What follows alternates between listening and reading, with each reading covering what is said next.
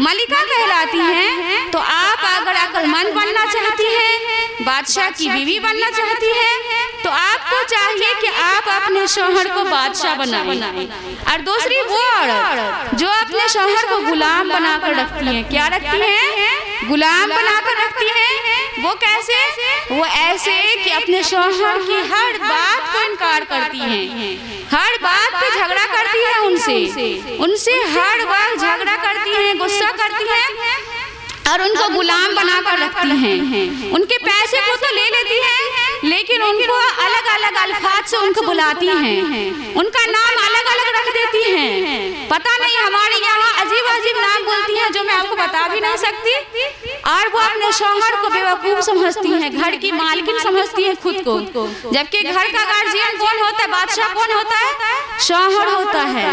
आपकी जिम्मेदारी है, अगर आप अपने शौहर की इज्जत नहीं करेंगी तो आपके बच्चे भी नहीं करेंगे। आप खुद अंदाजा लगा सकती हैं इस बात का कि अगर आप अपने शौहर को आप नहीं बोल रही हैं तो आपके शौहर भी आपको नहीं बोलेंगे, आपके बच्चे भी बाप को अच्छे से बात नहीं करेंगे, आपके बच्चे अपने बाप से। और अक्सर हमारे यहाँ ये होता है कि औरतें अपने शौहर के सामने या फिर शौहर अपनी बीवी के, अपने बच्चों के सामने झगड़ा करना शुरू कर देते हैं।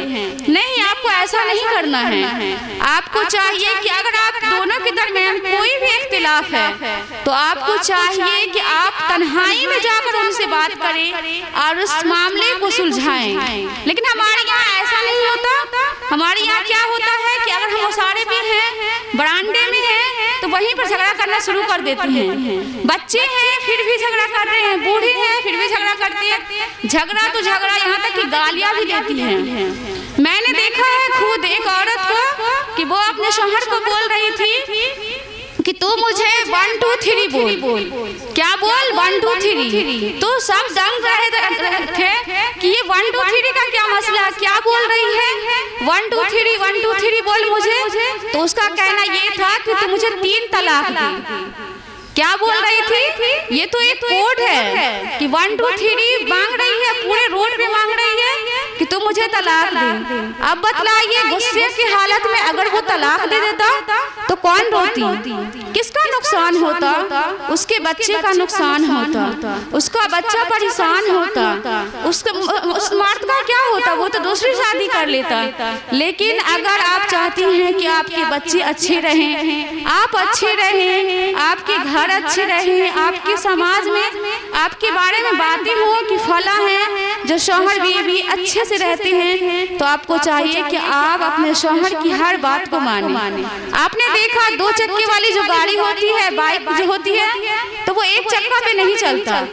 अगर एक चक्का हटा दिया जाए तो नहीं चल पाता। हमारे यहाँ तो ये भी मिसाल है कि दोनों हाथ से ताली बजाई जाती है, अगर एक हाथ से ताली बजाए तो नहीं बजती।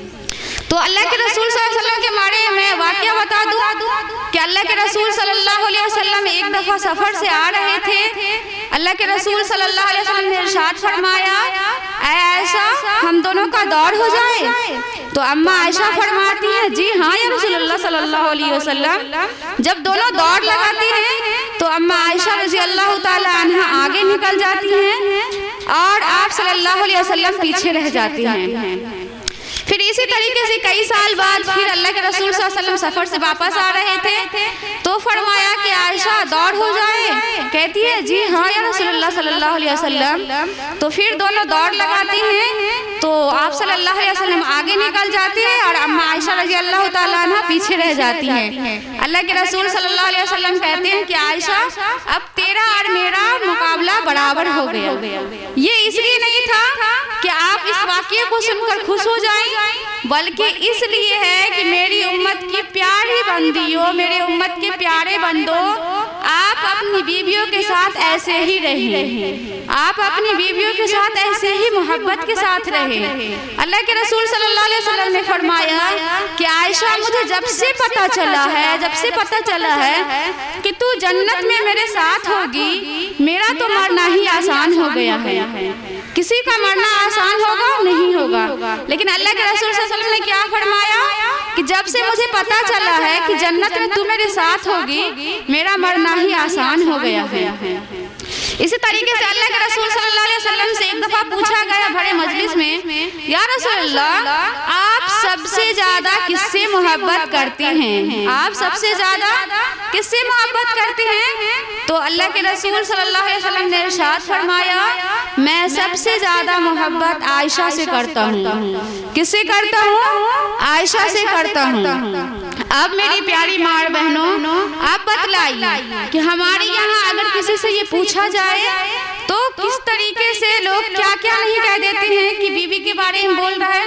लेकिन अल्लाह के रसूल सल्लल्लाहु अलैहि वसल्लम ने ये सिखलाया, ये बतलाया कि मेरे प्यारे उम्मतियों, अगर आपकी शादी हो रही होगी और आपकी बीवी होगी तो आप उनसे मोहब्बत का इजहार कीजिए, ये नहीं कि आप उनसे नफरत कीजिए। और मैं एक और बात बता दूं कि हमारे यहाँ क्या होता है कि अगर बीवी खाना बना रही है, अगर उसमें नमक कम हो गया तो शौहर गुस्सा करना शुरू कर देता है। ऐसा नहीं होना चाहिए। वो रोज अगर अच्छा खाना बना रही है और एक दिन अगर उनसे गलती हो जाती है तो उसमें उसका क्या कसूर है? आप उनसे, अक्सर देखा जाता है कि उनकी गलतियों को बार बार उनकी गलतियों को गिना जाता है।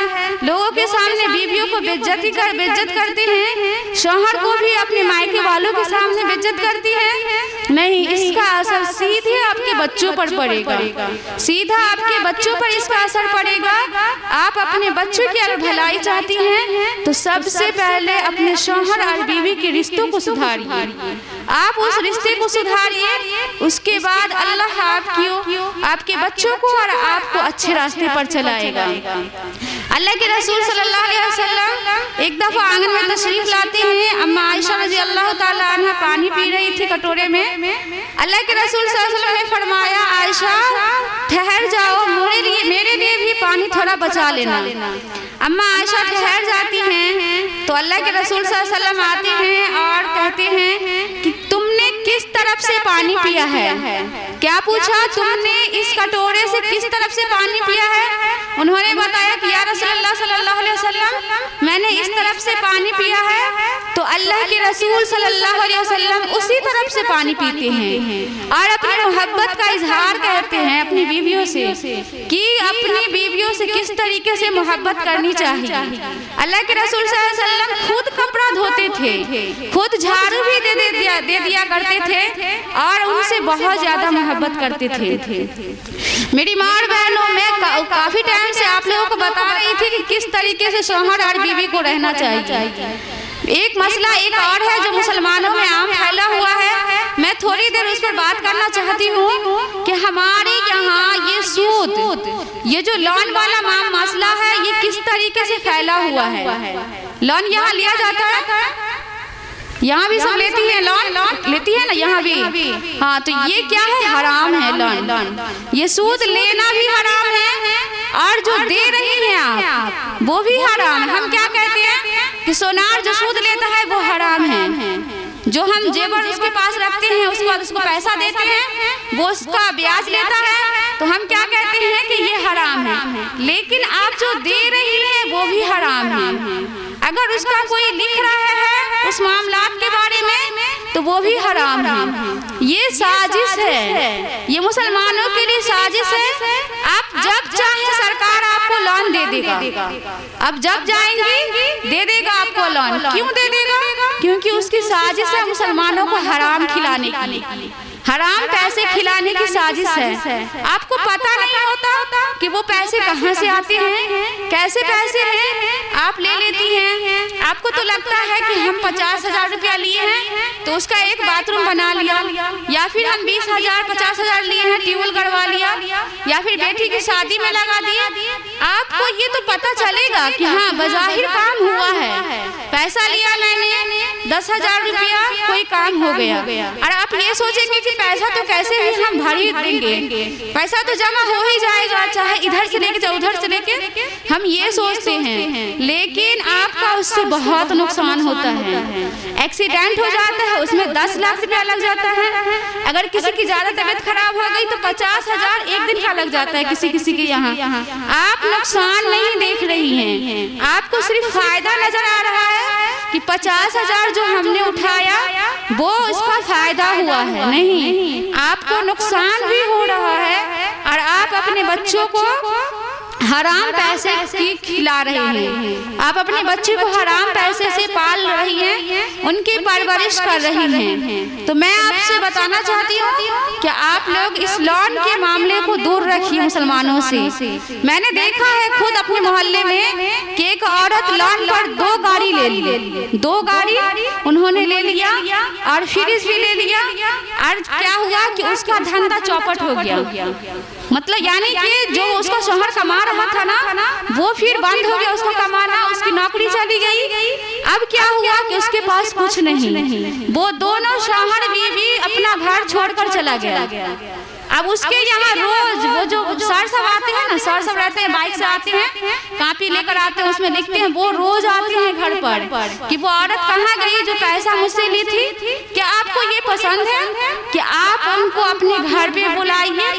ये कितनी शर्मिंदगी की बात है कि 10 औरत रहती है बैठी हुई और उसके बीच में एक मर्द को ही बैठा लेती हैं। अगर आपके पास कोई मर्द बैठ जाए तो आप क्या कहेंगे कि कैसे बैठ गया मेरे पास, लेकिन आप खुद बैठाती हैं। अब वो भी गैर मुस्लिम होता है, वो भी क्या होता है, गैर मुस्लिम होता है, जिसे हम अपने बीच बैठाते हैं। मैंने खुद देखा है और मुझे ये पता चली है कि ये कैसे मामलात हैं कि औरतें उस सर जो आते हैं, वो सर जो आते हैं, उसका जो लीडर होता है उसके साथ वो भाग गई है। गलत मामले पेश आ रहे हैं। मुसलमानों को इस सारे मामलात से बचने की जरूरत है। मेरी माँ और बहनों, मैंने जो आपसे कहा है, आप अल्लाह के वास्ते इन बातों को गौर से समझिए और इसको और आगे फैलाइए।